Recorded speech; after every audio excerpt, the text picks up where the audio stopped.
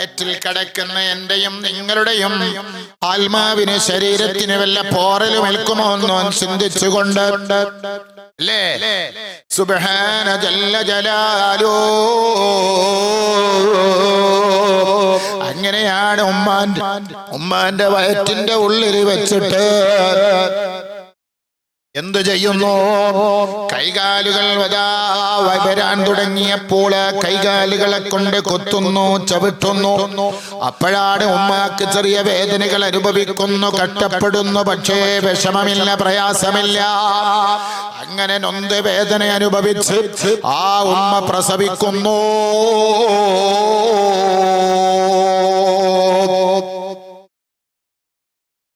ഉമ്മ പ്രസവിച്ചതിന് ശേഷം ആരാണ് നമുക്ക് ഭക്ഷണം തന്നത്?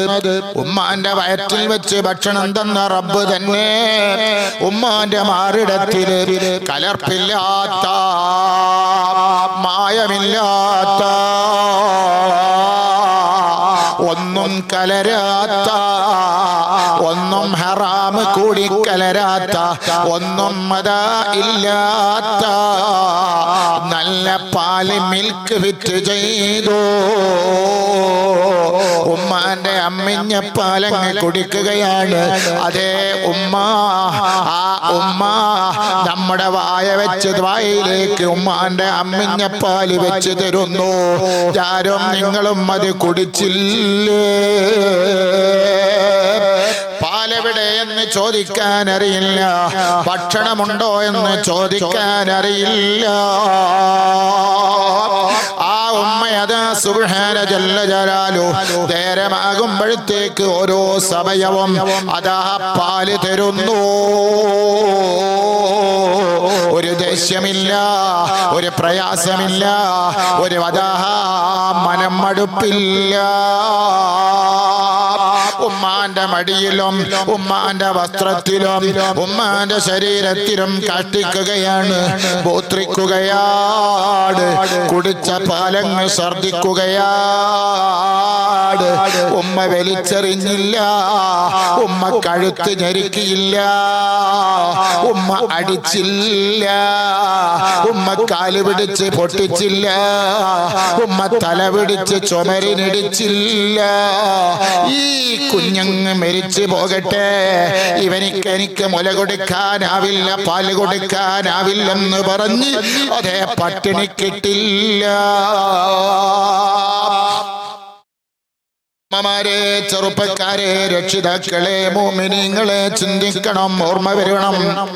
നമ്മുടെ പഴയകാല ജീവിതങ്ങൾ പെട്ടെന്ന് വലുതായതല്ല, ഞാനും നിങ്ങളും പെട്ടെന്ന് വലുതായതല്ല. സുബ്ഹാനല്ലാഹ്. ആ സമയത്താണ് നിങ്ങൾ നോക്ക്, അല്ലാഹു സുബ്ഹാനഹു വ തആല കരുണയുടെ ആ മഹത്തായ ജലം, ആ തെളിനീര് ഉമ്മാന്റെ മനസ്സിലിട്ട് കൊടുക്കുന്നു, വാപ്പാന്റെ മനസ്സിലിട്ട് കൊടുക്കുന്നു. സുബ്ഹാനല്ലാഹ്. വാശി വരികയാണ്, ദേഷ്യം വരികയാണ്. വയസ്സങ്ങ് കൂടുന്നതിനനുസരിച്ച് എനിക്കും നിങ്ങൾക്കും ദേഷ്യം വരുന്നു, അതേ വാശി വരുന്നു. തിന്നാൻ തന്നാൽ തിന്നുന്നില്ല, കുടിക്കാൻ തന്നാൽ കുടിക്കുന്നില്ല, ഇങ്ങോട്ട് വിളിച്ചാൽ ഇങ്ങോട്ട് വരുന്നില്ല, ഇങ്ങോട്ട് വിളിച്ചാൽ അങ്ങോട്ട് പോകുന്നു, അങ്ങോട്ട് വിളിച്ചാൽ ഇങ്ങോട്ട് വരുന്നു. ഭക്ഷണം കൊടുത്താൽ വായ തുറക്കുന്നില്ല, വെള്ളം കൊടുത്താൽ വായ തുറക്കുന്നില്ല.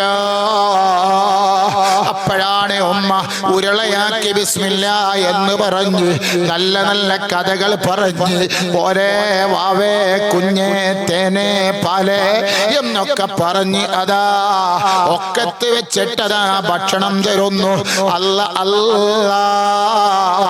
എന്നിട്ടും കഴിക്കാതിരിക്കുമ്പോ ഉമ്മ എന്നെയും നിങ്ങളെയും എടുത്ത് മുറ്റത്തിറങ്ങിയിട്ട് ആകാശത്തേക്ക് നോക്ക് മോനെ, അമ്പിളി മാമൻ കാണുന്നില്ലേ, ദക്ഷ നക്ഷത്രങ്ങളെ കാണുന്നില്ലേ? ഇതൊക്കെ അങ്ങ് പറഞ്ഞ് നമ്മളെ കളിപ്പിച്ച് രസിപ്പിച്ചിട്ട് സുബ്ഹാനല്ലാഹ് ഭക്ഷണം തരുന്നു. അപ്പോഴാണ് മൂത്രമൊഴിക്കുന്നത്, അപ്പോഴാണ് കാഷ്ടിക്കുന്നത്. ഇന്നത്തെ പോലെ പാമ്പൈസ് കണ്ടുപിടിക്കാത്ത കാലഘട്ടത്തില് ഉമ്മ നമ്മളെയും എടുത്ത് കല്യാണത്തിന് പോകുന്നു, സൽക്കാരത്തിന് പോകുന്നു, മരിച്ച വീട്ടില് പോകുന്നു. ആ സമയത്ത് ഉമ്മാന്റെ ഒക്കത്ത് മൂത്രമൊഴിക്കുന്നു, കാഷ്ടിക്കുന്നു. ഉമ്മ നമ്മളെ വലിച്ചെറിഞ്ഞില്ല, വാപ്പ നമ്മളെ വലിച്ചെറിഞ്ഞില്ല, ഉമ്മ നമ്മളെ അടിച്ചില്ല.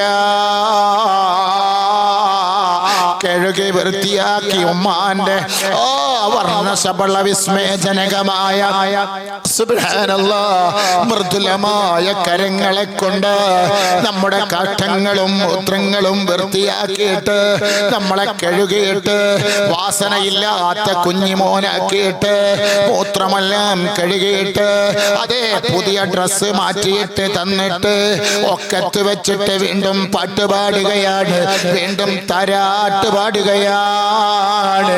അപ്പോഴാണ് ഉമ്മാന്റെ മടിയിൽ കിടന്നിട്ട് ഉമ്മാന്റെ കൈത്തണ്ടയിൽ ഇരുന്നിട്ട് കിടന്നിട്ട് ഉറക്കം വരുന്നു. ഉമ്മയതാ തൊട്ടിരയിൽ ഇടുകയാണ്. ഇട്ടിട്ട് തൊട്ടിരയിൽ ഇട്ടിട്ട് ഉമ്മ പറയുന്നതെന്താ?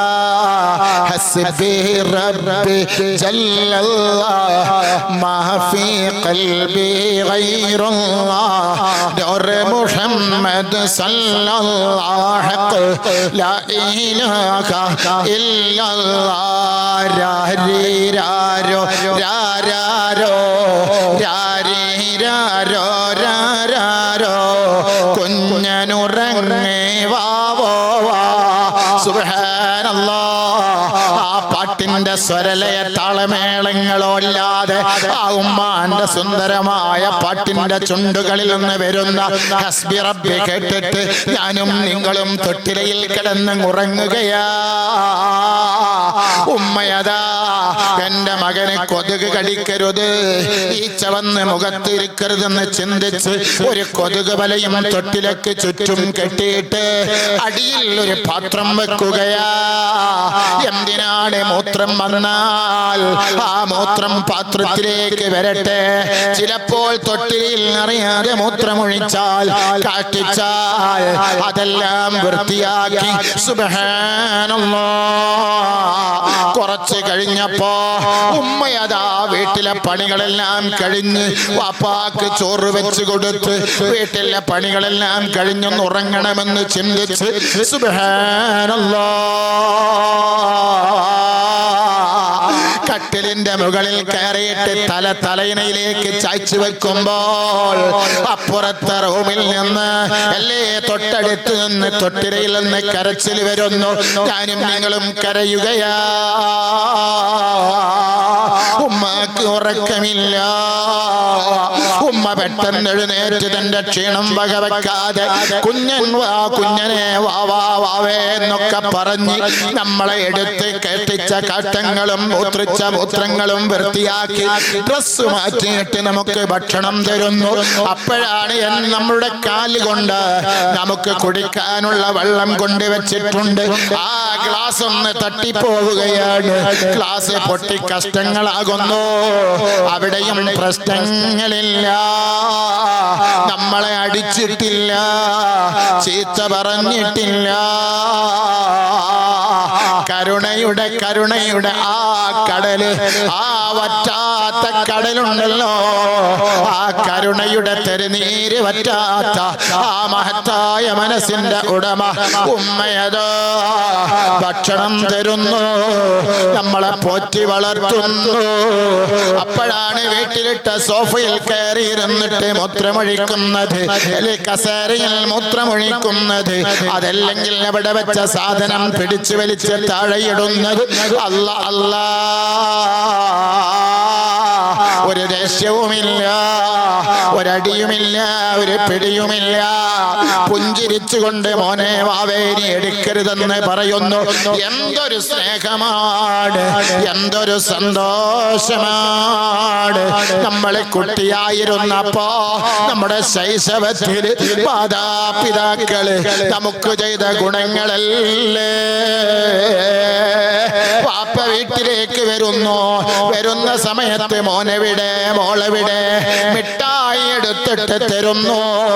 അപ്പോഴാണ് വാപ്പയുടെ കയ്യിലുണ്ട് കളിപ്പാട്ടങ്ങളുണ്ട്, അത് തരുന്നു. വാപ്പ എടുത്തിട്ട് ചുടുപാത ചുംബനം തരുന്നു, കളിപ്പിക്കുന്നു. അല്ലാ അല്ലാ. മാതാപിതാക്കളെ ചെറുപ്പത്തിൽ നമ്മെ പരിഗണിച്ചതുപോലെ, നമ്മെ ലാളിച്ചതുപോലെ, നമ്മെ സന്തോഷിപ്പിച്ചതുപോലെ, നമുക്ക് ഭക്ഷണം തന്നതുപോലെ, നടക്കാൻ കഴിയാത്ത ഞാനും നിങ്ങളും കൊഞ്ചി കൊഞ്ചി നാലിക്കാൽ, അതേ രണ്ട് മുട്ടും കാലും, രണ്ട് കാലും ഇട്ട് കൈകൊത്തിയിട്ട് നമ്മൾ മുട്ടിട്ട് ഏഞ്ഞൊരു കാലമുണ്ടായിരുന്നു. മകൻ നടക്കണമല്ലോ, വാപ്പ രണ്ട് കൈയും പിടിക്കുന്നു, ഉമ്മ ഒരു കൈ പിടിക്കുന്നു, വാപ്പ ഒരു കൈ പിടിക്കുന്നു. വാവേ ഒന്ന് നടക്കുവാവേ. അപ്പോഴാണ് ഇപ്പുറത്ത് ഉമ്മയും ബേക്കിലും ഉമ്മയും മുമ്പിൽ വാപ്പയും നിന്നിട്ട് വീഴുമോ? അതേ എന്റെ കുട്ടി തലയടിച്ച് വീഴുമോ? നടക്കാൻ ആവശ്യപ്പെടുന്നു. നമ്മളോ അങ്ങനെ അതാ താങ്ങി താങ്ങി അതാ ചെരിഞ്ഞും മറിഞ്ഞും നടക്കുന്നു. വീഴാൻ പോകുമ്പോൾ വാപ്പ കൈപിടിക്കുന്ന ഒരു ഭാഗത്തുനിന്ന്, ഉമ്മ കൈപിടിക്കുന്ന ഒരു ഭാഗത്തുനിന്ന്.